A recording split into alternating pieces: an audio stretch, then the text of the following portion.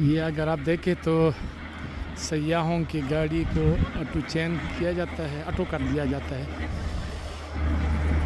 ये ज़रूरी इसलिए है क्योंकि इनके पास जंजीरें नहीं है, फिर मामलात गड़बड़ हो जाती है।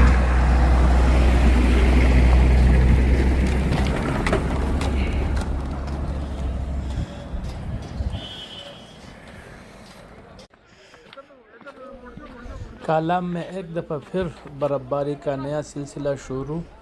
2 दिन वक्फे के बाद फिर से बर्फ़बारी।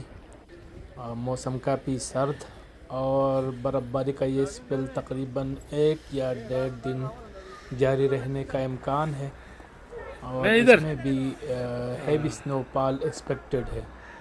बहरहाल बर्फ़बारी का सिलसिला जारी है। अगर आपने आना है तो आप आ सकते हैं, रास्ते खुले हैं, कोई इशू नहीं है।